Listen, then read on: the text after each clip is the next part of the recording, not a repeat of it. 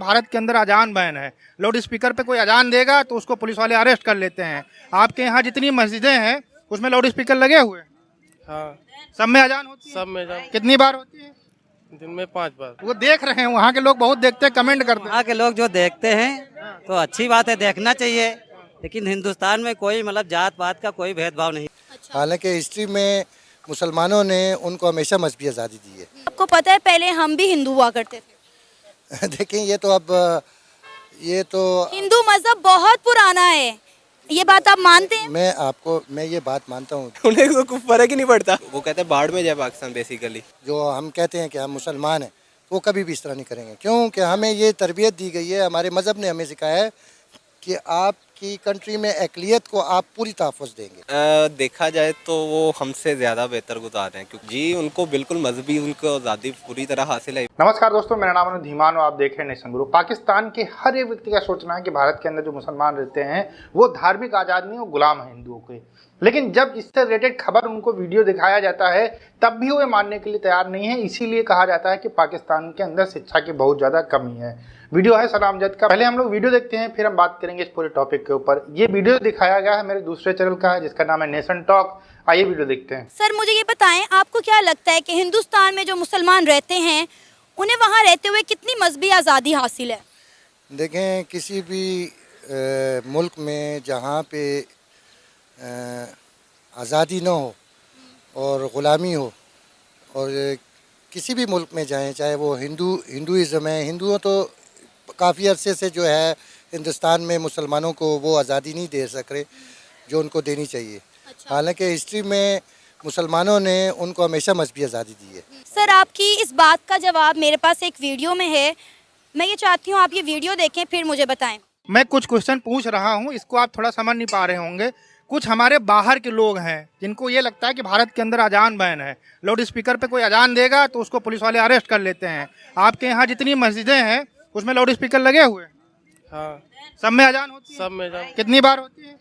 दिन में 5 बार। जो लोग ये अफवाह पाकिस्तान के फैला रहे पूरी दुनिया के अंदर कि भारत के मुसलमान ना नमाज पढ़ पाते हैं, ना त्यौहार मना पाते हैं, ना सही से जी पाते हैं, उनसे आप क्या कहना चाहेंगे? अरे अफवाह फैलाने के लिए उनका तो काम ही है। हाँ। अफवाह फैलाने लोग जो जिनका है उनका तो यही काम ही है। वो देख रहे हैं, वहाँ के लोग बहुत देखते हैं, कमेंट करते हैं। वहाँ के लोग जो देखते हैं तो अच्छी बात है, देखना चाहिए।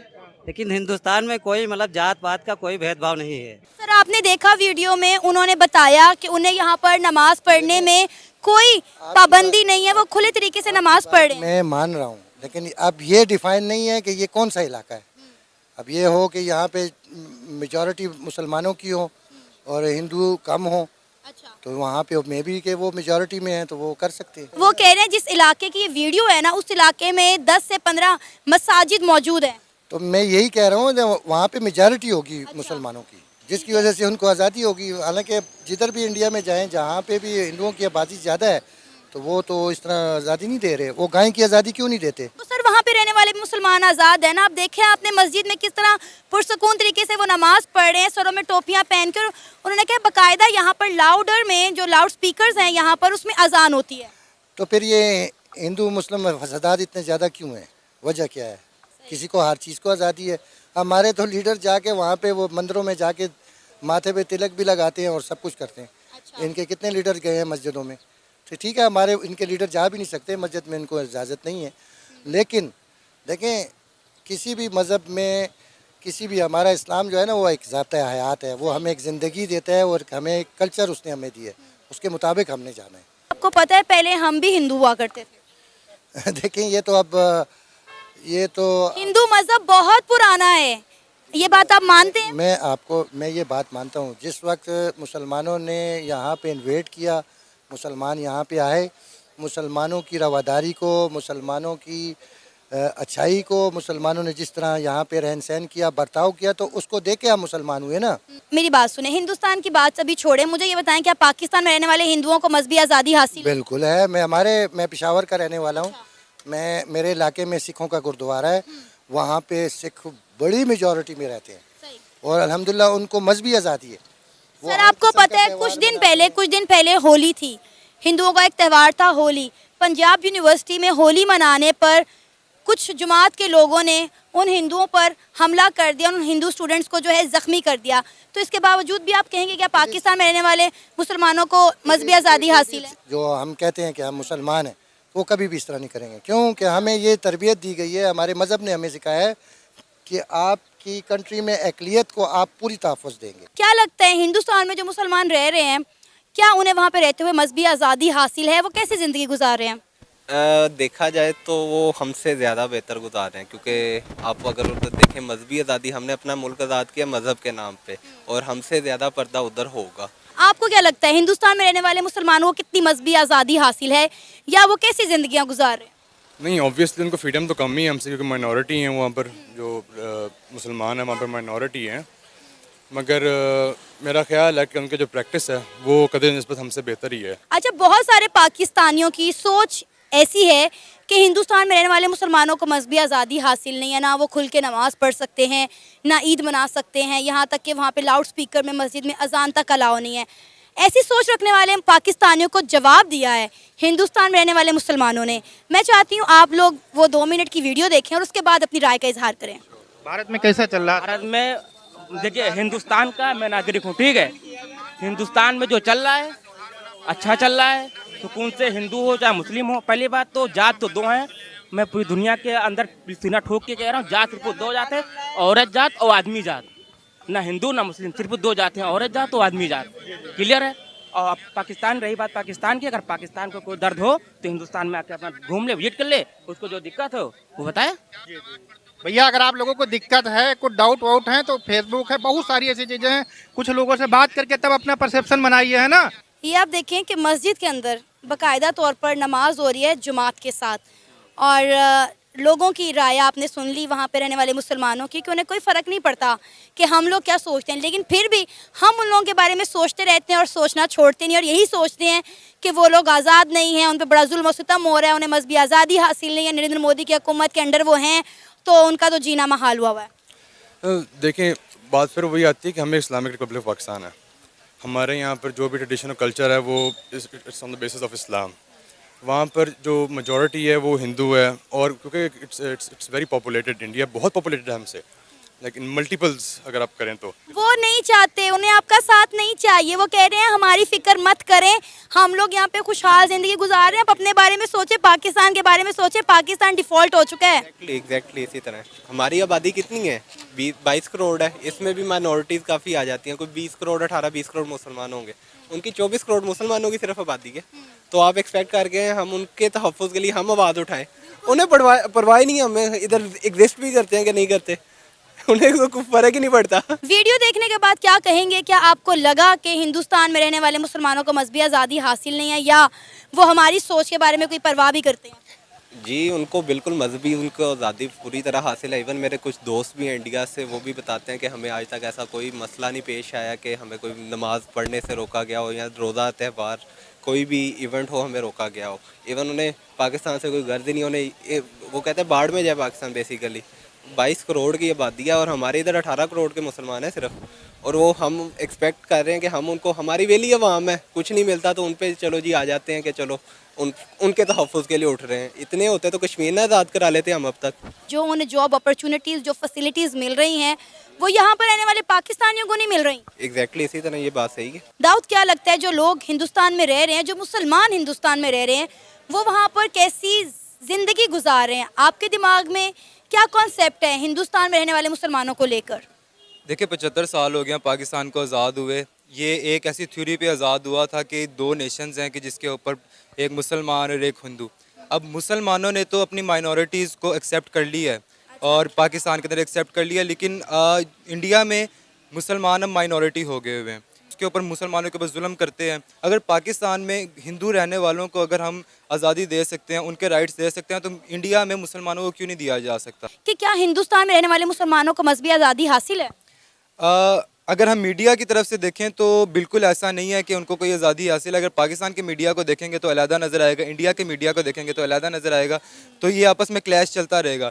आपको क्या लगता है? मुझे ऐसा लगता है कि टू एन एक्सटेंट जो बीच में लोग हैं वो आपस में अंडरस्टैंड करते हैं, लेकिन जो गवर्नमेंट्स हैं वो आपस में लोगों को लड़ाना चाहती हैं। आपको पता है, आप जैसे सोच रखने वाले मुसलमानों को हिंदुस्तान के मुसलमानों ने बड़ा करारा जवाब दिया, वो बड़े गुस्से में हैं। देख रहे हैं वहाँ के लोग बहुत देखते हैं, कमेंट करते हैं। वहाँ के लोग जो देखते हैं तो अच्छी बात है, देखना चाहिए, लेकिन हिंदुस्तान में कोई मतलब जात पात का कोई भेदभाव नहीं है। पाकिस्तानियों का कहने का मतलब है कि दुनिया में जितने भी मुसलमान रहते हैं उनके हम ठेकेदार हैं, मतलब बहुत ठेकेदार हैं। वहाँ पे जो भूकंप आया, कल उसको पहले संभालें, फिर हिंदुस्तान की खबर लें।